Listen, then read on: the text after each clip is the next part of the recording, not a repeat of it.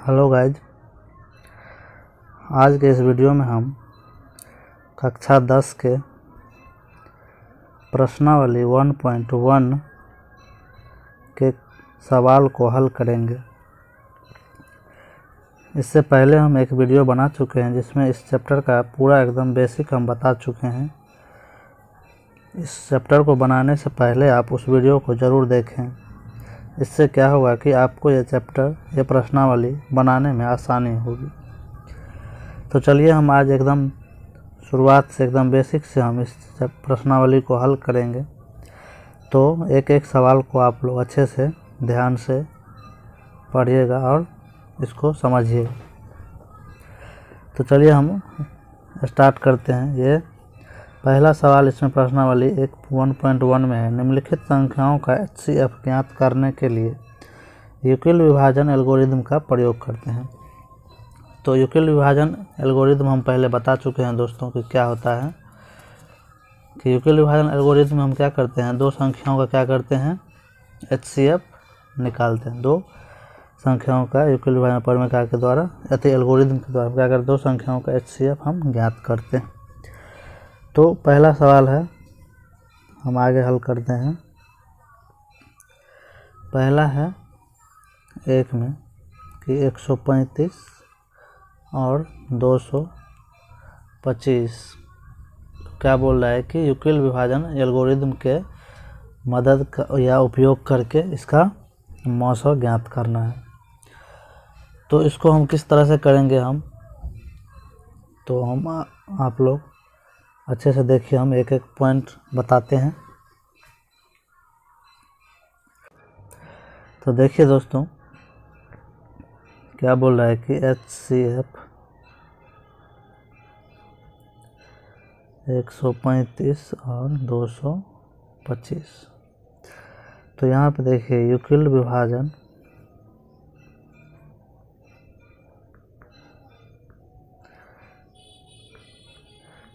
विभाजन प्रमेय से यहाँ पे क्या है, 225 जो है 135 से क्या है, बड़ा है। तो बड़ा है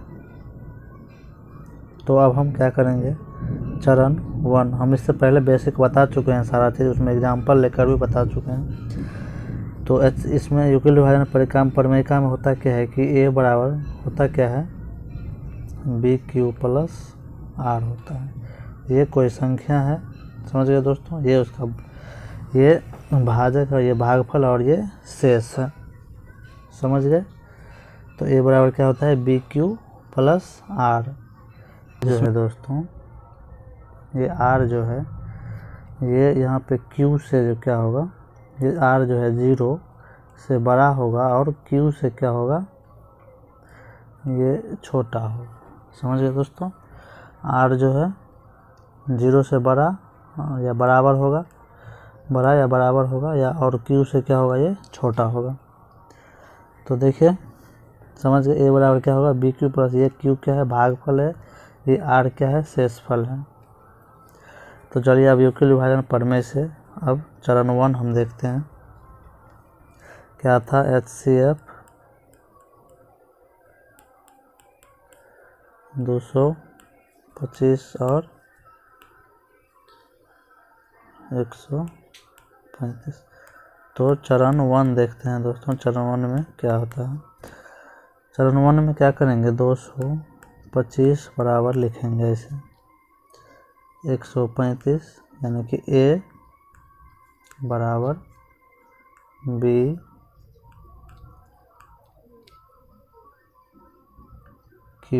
प्लस R क्या देंगे, 90, यानी कि 135 प्लस 90 क्या होगा, ये B हुआ, ये Q हुआ और ये R हुआ। A बराबर BQ प्लस Q, देखिए दोस्तों ये R जो है Q से बड़ा है, तो ये चरण 1 हुआ।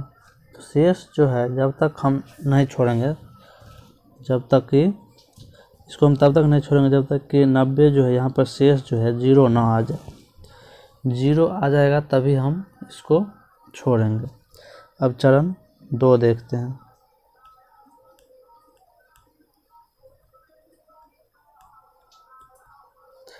चरण 2 में देखिए दोस्तों, अब लेंगे हम चरण 2 में 135 को यहाँ पे लेंगे, फिर 135 बराबर लिखेंगे यहाँ से 90 गुने 1,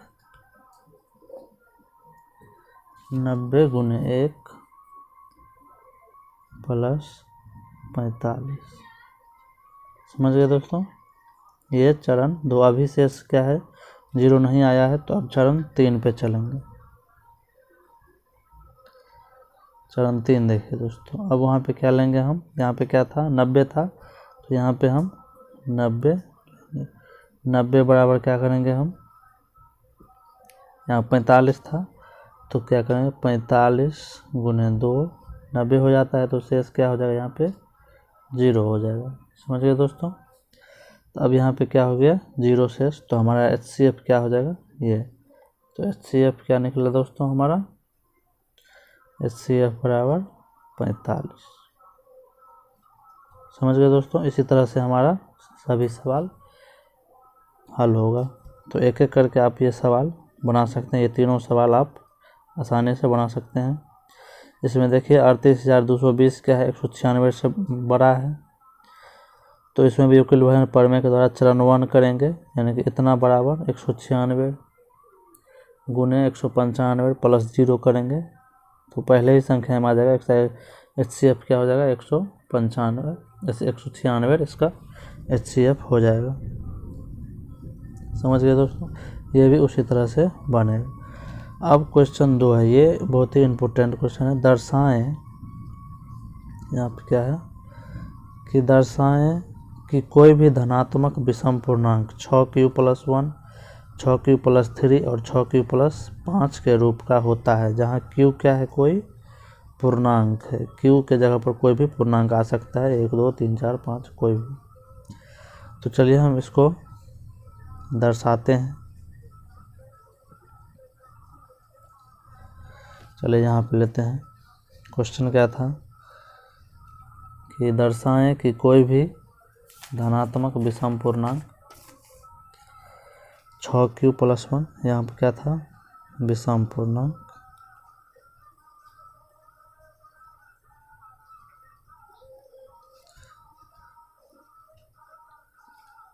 विषम पूर्णांक 6q + 1, 6q + 3 और क्या है 6q + 5।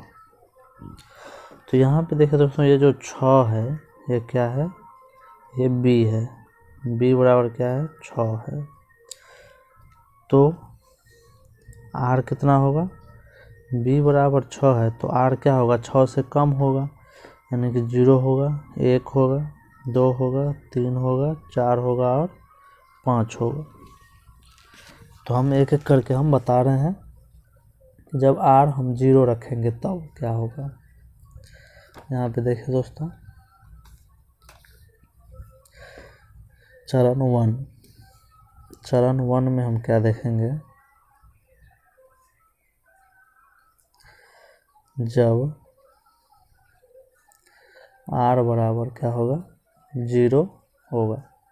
चरण 1 या केस 1 आप बोल सकते हैं। चरण 1 r बराबर जब 0 रखेंगे तो क्या है, यूक्लिड विभाजन प्रमेय के द्वारा हमें पता है कि a बराबर क्या होता है bq + r।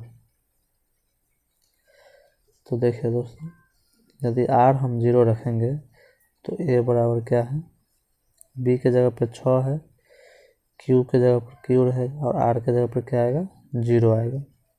तो a बराबर क्या हुआ 6q। अगर q के स्थान पर हम 1 रखेंगे, यदि q बराबर 1 है तो क्या होगा 6 होगा, यदि q बराबर 2 रखेंगे तो क्या होगा 12 होगा। तो ये क्या है, ये सम संख्या, ये 2 से कट जाता है, इसीलिए ये 0 नहीं होगा। यानी कि 6q, ये 6q जो है कभी भी विषम पूर्णांक नहीं होगा। तो केस 1 क्या होगा, नहीं होगा। अब केस 2 देखते हैं, चरण 2। इसमें r बराबर क्या रखेंगे 1। 1 रखेंगे तब क्या होगा, a बराबर b के जगह पर 6 होगा, q के जगह पर अभी पता नहीं है, q के जगह पर कोई भी पूर्णांक रख सकते हैं, और r के जगह पर हम 1 रखेंगे। तो a बराबर क्या होगा, 6q + 1। अगर q के जगह पर हम 1 2 3 कुछ भी रख सकते हैं, अगर 1 रखेंगे, q बराबर 1 हम लेंगे तो क्या होगा, 6 × 1 + 1 यानी क्या हो गया, 7। 7 क्या है, विषम पूर्णांक है। 2 रखेंगे तो 6 × 2 + 1 6 × 12 और 1 13, ये भी क्या है, विषम पूर्णांक है। तो हमें पता चल गया कि ये 1 3 और 5 ये जो है क्या है, धनात्मक विषम पूर्णांक होगा।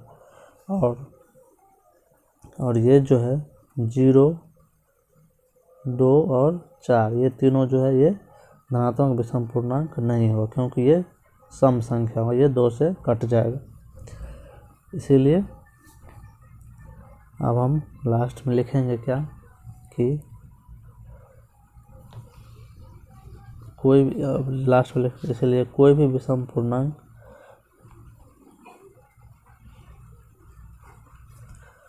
कोई भी विषम पूर्णांक 6q + 1 6q + 3 और 6q + 5 के रूप का होता है।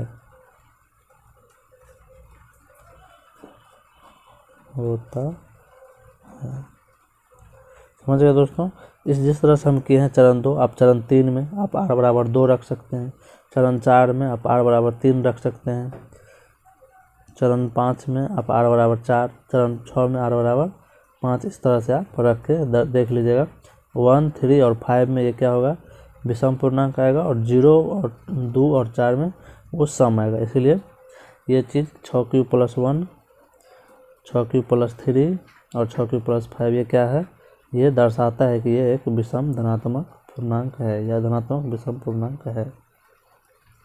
समझ गए दोस्तों। दूसरा सवाल। अब चलते हैं तीसरा सवाल की ओर। अब तीसरा सवाल देखिए। तीसरा सवाल में क्या है, तीसरा है, किसी परेड में 616 सदस्यों वाली एक क्या है 616 सदस्यों वाली एक सेना आर्मी की टुकड़ी को 32 सदस्यों वाली एक आर्मी बैंड के पीछे मार्च करता है। दोनों समूहों को समान संख्या वाले स्तंभों में मार्च करना है। उन स्तंभों की अधिकतम संख्या। दोस्तों अधिकतम का मतलब होता है, आप देख लीजिए, अधिकतम का मतलब हुआ HCF और न्यूनतम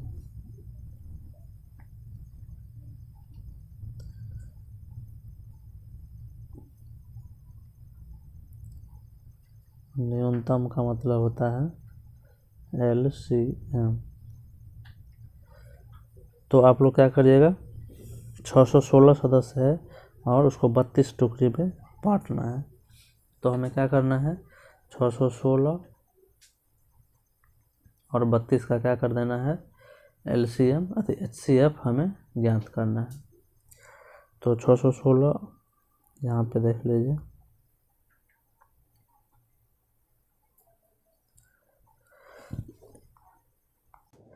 तो देखिए दोस्तों क्या है, 616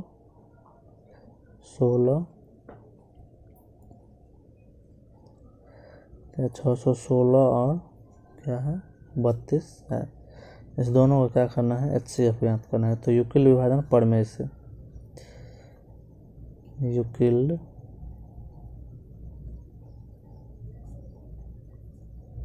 विभाजन प्रमेय से क्या है, 616 बड़ा है 32 से, इसीलिए चरण 1 में देखेंगे 616 बराबर 32 × 19 + 8। समझ गए दोस्तों। फिर चरण 2 देखेंगे, शेष क्योंकि अभी 0 नहीं आया है तब तक करेंगे जब तक कि 0 नहीं आ जाए। चरण 2 देखेंगे, यहाँ पे 32 लेंगे। 32 बराबर क्या करेंगे आप, 8 गुने 4 प्लस 0, 0 आ गया शेष। तो हमारा HCF क्या हो जाएगा, HCF बराबर 8। तो समझ गए, अधिकतम संख्या दोनों समूह का कितना मार्च होगा दोस्तों, ये 8 होगा। समझ गए, अधिकतम संख्या कितना होगा जिसमें मार्च कर सकता है, तो वो 8 होगा। चलिए अब अगला सवाल देखते हैं।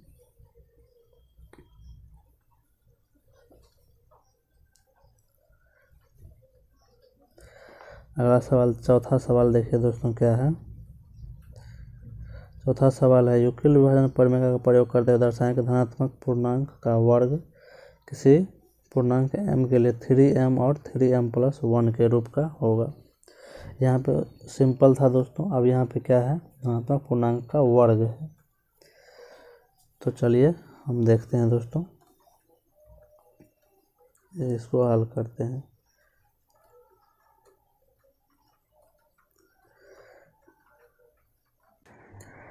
तो देखिए दोस्तों, ये सवाल चौथा नंबर सवाल, 4 नंबर सवाल क्या बोल रहा है।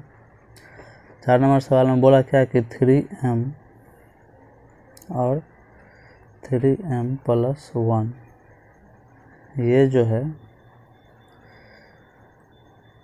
इसको दर्शाने के लिए बोल रहा है कि क्या ये किसी धनात्मक पूर्णांक का वर्ग, ये बोल रहा है कि 3m और 3m+1 जो है किसी धनात्मक पूर्णांक का वर्ग हो सकता है या नहीं।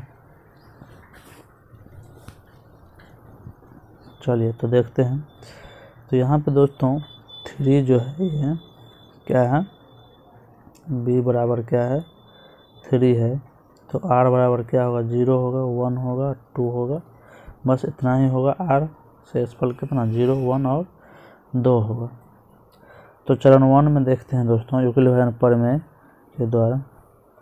तो यहाँ पे लिखेंगे यूक्लिड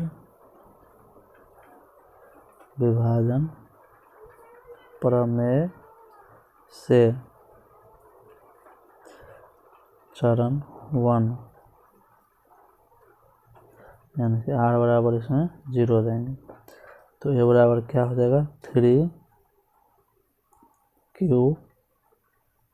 + 0। तो ये बराबर क्या हो जाएगा, 3q। तो ये यहाँ तक तो ख़त्म नहीं होगा। तो अब यहाँ पे दोनों तरफ वर्ग करेंगे। वर्ग बोल रहा है तो वर्ग करने पर, वर्ग करने पर तो a² बराबर 3q²। तो a² बराबर कितना हो गया दोस्तों, 9q² हो गया, 9q²। तो यहाँ पे q² बराबर हम m मान लेते हैं। तो a² बराबर क्या हो जाएगा, 9m हो जाएगा। समझ गए दोस्तों, a² बराबर क्या हो गया, 9m हो गया।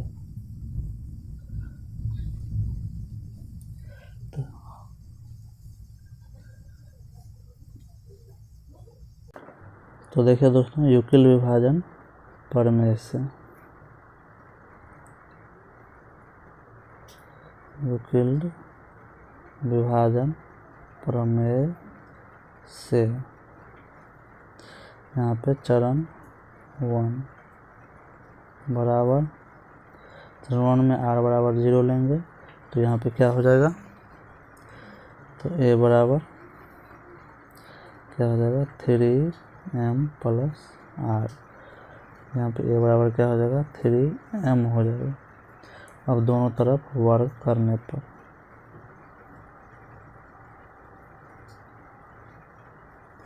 दोनों तरफ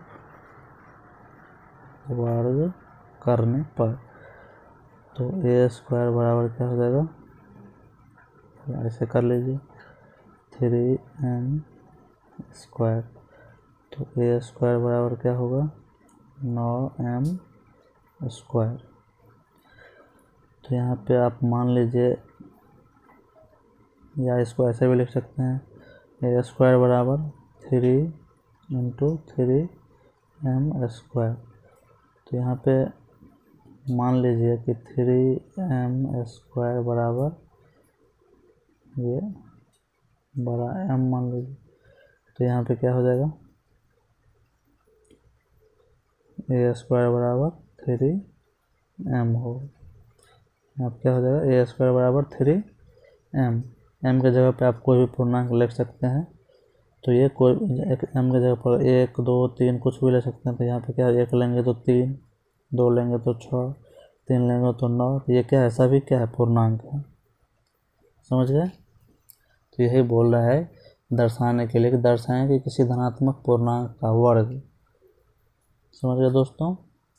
आप वैसे यहाँ पे भी अगर आप ले लीजिए, और a² बराबर क्या है, 9m² है, तो m के जगह पर 1 लेंगे तो क्या होगा, तो 9 1 का स्क्वायर 1 होगा, तो यहाँ पे भी 9 हो जाएगा। अगर 2 लेंगे तो 2m का स्क्वायर 2 दूना 4, 9 चौक क्या हो जाएगा, 36 होगा। सब क्या है, वर्ग है। समझ गए। अगर 3 लेंगे तो 3 3 9 9 9 81, ये भी क्या है, वर्ग है, ये भी वर्ग है, ये भी वर्ग है। तो ये क्या है दोस्तों, दर्शा दिए हम कि कोई भी जो संख्या है वो 3m, कोई भी धनात्मक संख्या का वर्ग 3m और 3m + 1 का होता है।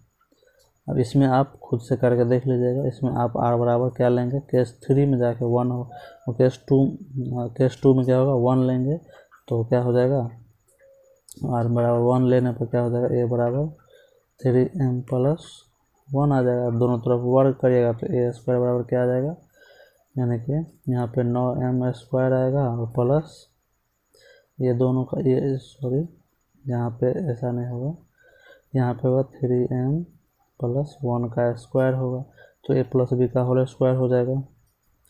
तो यहाँ पे क्या हो जाएगा, a² बराबर यहाँ पे a² 9m²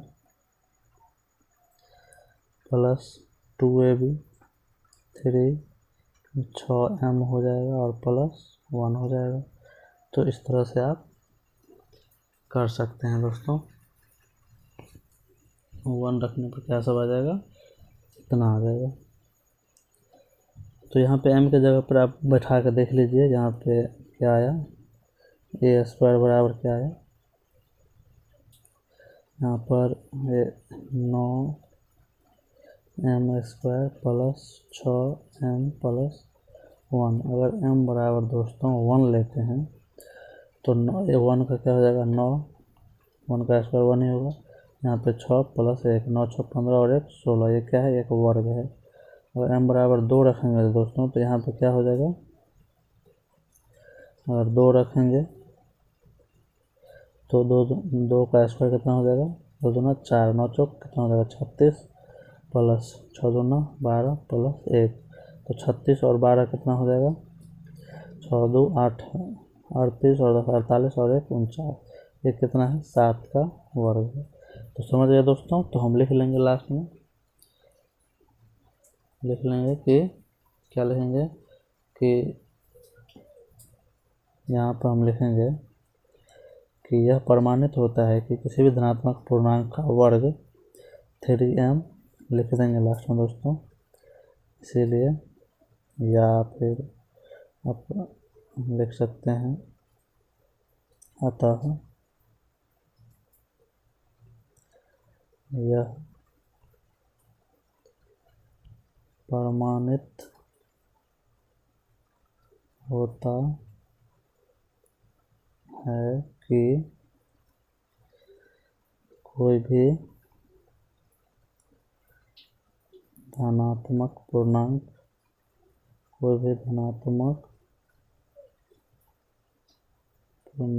का वर्ग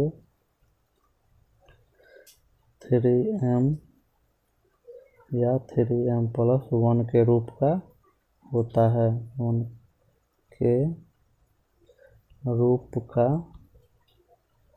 होता है। समझ गए दोस्तों। चलिए अब 5 नंबर सवाल देखते हैं। 5 नंबर भी सवाल आसान ही है दोस्तों। 5 नंबर में बोल रहा है, 5 नंबर सवाल देख लीजिए।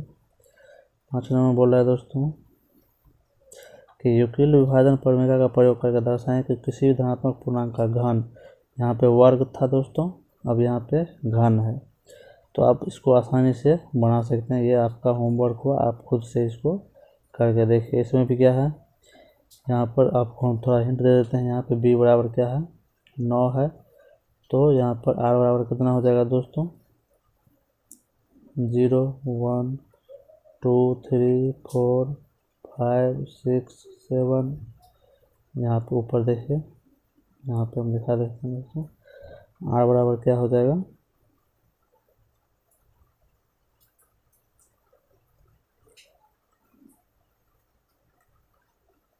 यहाँ पे देखिए दोस्तों, अगर b बराबर क्या है, यहाँ पे 9 है, तो r बराबर कितना हो जाएगा, 0 होगा, 1 होगा, 2 होगा, 3 4 5 6 7 8, 8 नहीं होगा, सिर्फ 7 तक,